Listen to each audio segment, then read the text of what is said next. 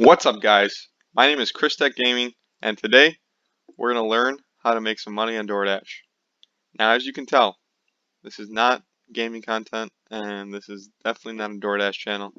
But after recently starting DoorDash, I started to watch some YouTube videos on DoorDash to see if I can learn anything. And I realized that the majority of YouTubers that cover DoorDash aren't really showcasing um, how much you can really make with this app. So that's what I want to do today. I want to teach you guys my strategies on how I average over $30 an hour working as a driver for DoorDash. Just a quick disclaimer, I am not associated with DoorDash in any way other than being a driver. I am not sponsored by them. I am not a spokesperson for them. I just want to show you guys these strategies. And another disclaimer, they're not guaranteed to work at all, but it works for me. It's what I do to average $30 an hour. So I hope it works for you guys. And yeah, let's get started. Guys, so this is my earnings tab for DoorDash. I just want to prove to you guys that I actually make above $30 an hour while working for DoorDash. So this sample size is about 5 weeks. It's like how long I've been working up until now. Right here shows the current week. Today is Monday as I'm recording this. Every Monday, your total for the week resets. So the first week where I started DoorDash, literally no experience with it, just started it up. I made $709 in 19 hours, about 19.5 hours. If you do the math on that, that's about $36.35 an hour, which is great. Just so you can see the consistency, I will show the rest of the weeks. $856 in 25 hours. That's about, if you do the math, $34.24 an hour.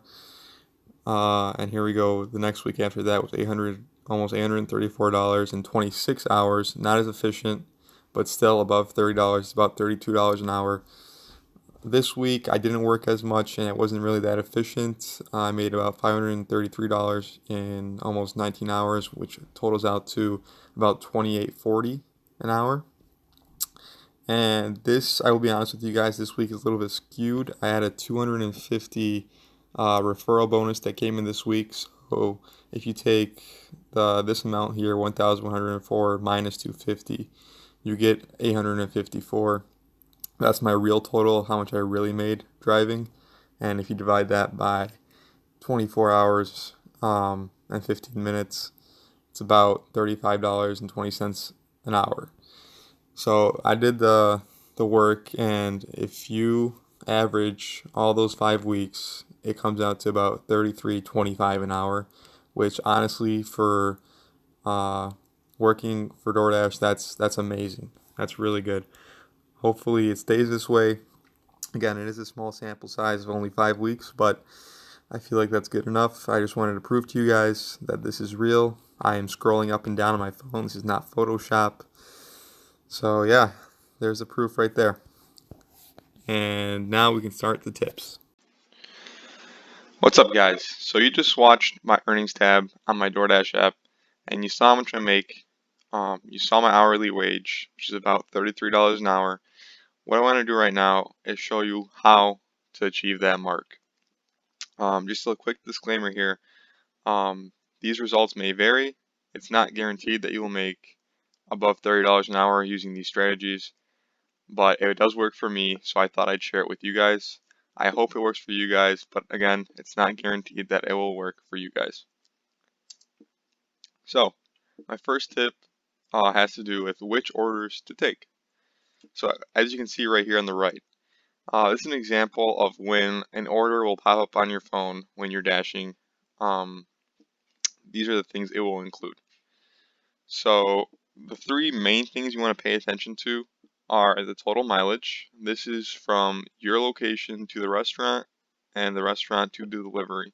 So it's the total distance from where you are to the restaurant and then from the restaurant to the delivery location. You can see that here. In this example, it's 1.9 miles. The next thing you want to pay attention to is the guaranteed payment. That's the $6 you see right here. This $6 is guaranteed no matter what if you complete the delivery.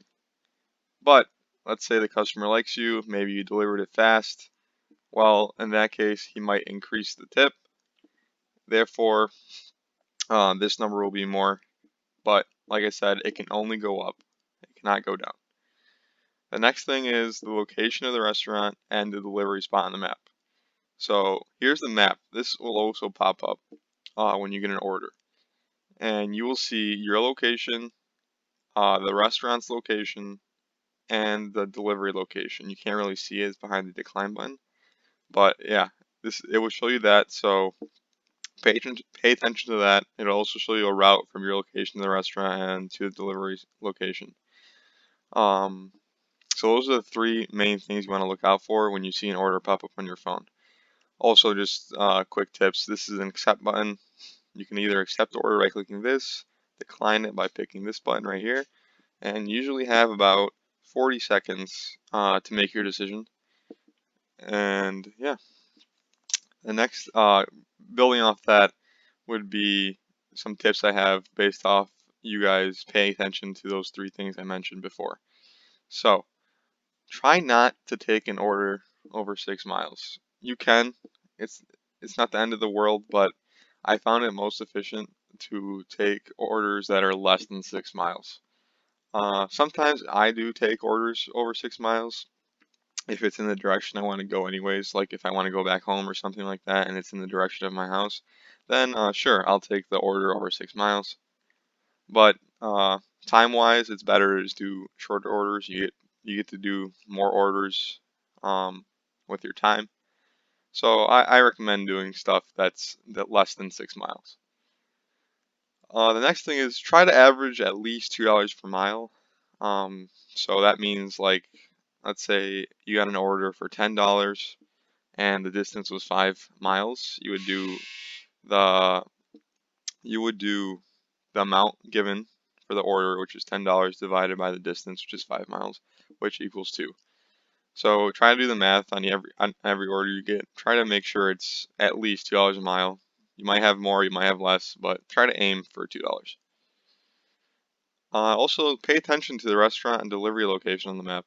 So if you don't want to go to a certain area, um, whether the restaurant's in that area or the delivery location is in that area, make sure you don't. Make sure you look at the map so you can see that, and you can decline the order if you don't want to go to a certain area. And next thing is get familiar with the restaurants in your area and pay attention to which restaurant an order comes from.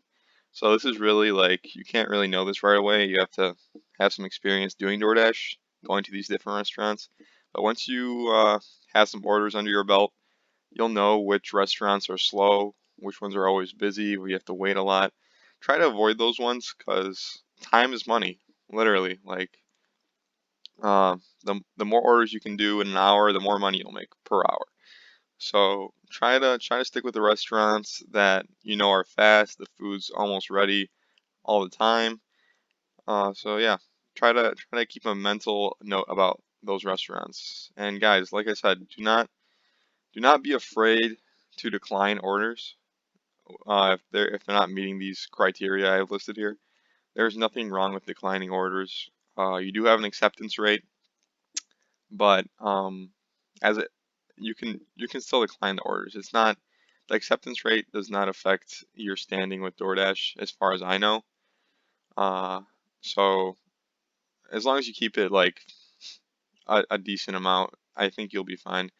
Like I said, I'm not sure exactly, but in my experience, my acceptance rate has gone down to about 17%, and I've been fine. So do not be afraid to decline orders. The next thing is hotspots. So here's an example of when you start dashing, you will be able to view the hotspots in your area. There's usually about 3 marked on the map, as you can see here, and it ranks them in the distance you are, like the closest one to you.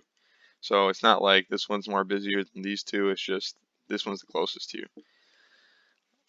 So hotspots are important because that's where usually a lot of orders are coming from. There's a lot of restaurants congregated in one spot, and it's just a good chance that you'll get an order from that location.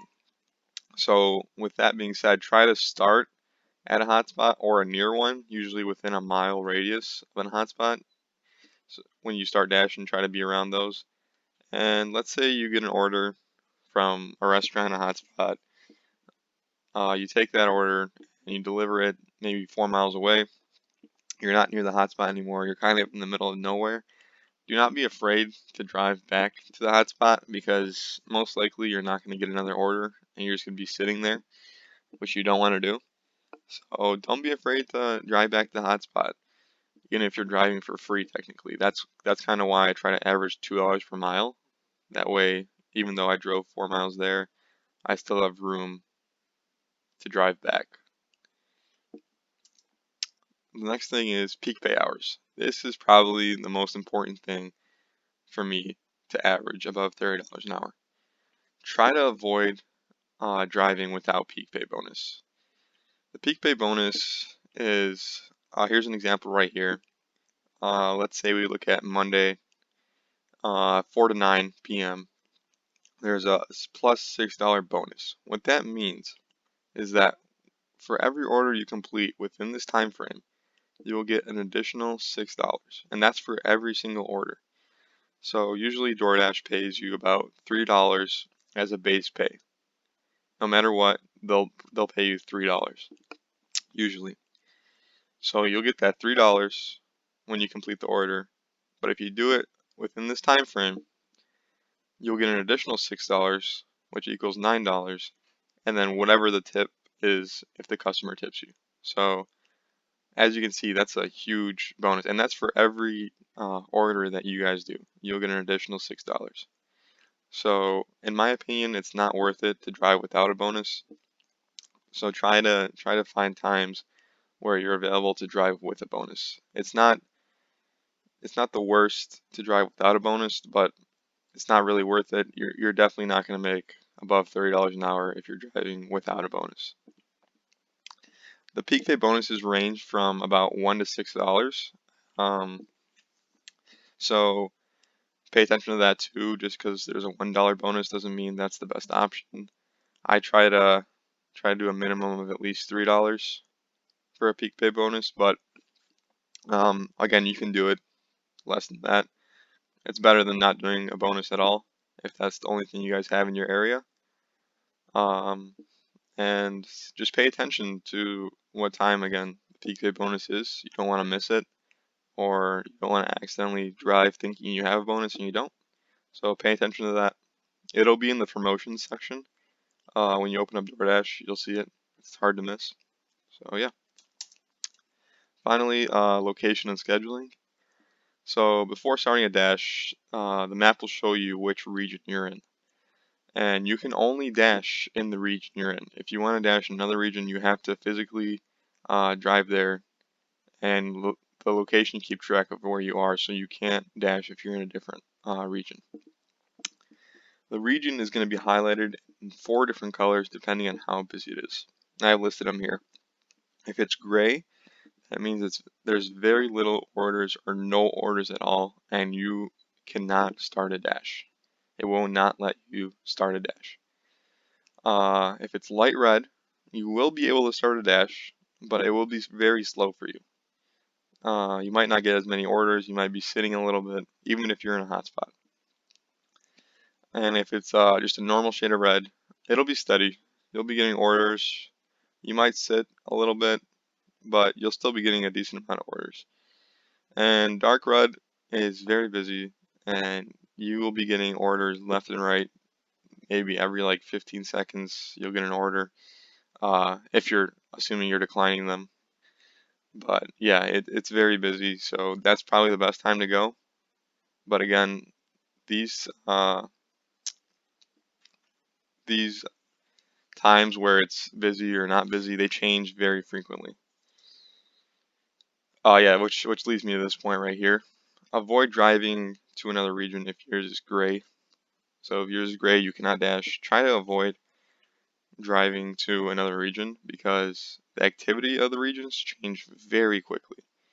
By the time you get to that new region, that region might be gray and your region might be very busy. It's a very quick change. So just wait it out a little bit. I'm sure it'll change, especially if it's around dinner time or lunchtime. So it'll be okay. Do not waste your time. At least try to avoid wasting your time driving to a new area. And this is a common I feel like this is a common misconception that new people who go to DoorDash, they have this misconception that you have to schedule hours just because there's an option to do that. You do not have to schedule hours to start a dash. You can dash anytime you want, as long as it's at least light red or you know a little busy. As long as it is a little busy, you can dash whenever you want. You do not have to schedule hours. You can if you want to. It's personal preference. Just if you like doing that, if you like keeping track of when you're dashing, sure, go ahead and schedule, but you really don't have to. And that's all I have for today. Please let me know if you have any questions. You can put in the comments, and if it's a small question, I'll answer you right away. Or if it's something that you guys are all questioning, I'll make another video on it. And yeah, I hope these strategies help you make at least $30 an hour. One more time, it's not guaranteed, but I know it helps me do this. That's how I do it. So yeah, good luck, guys.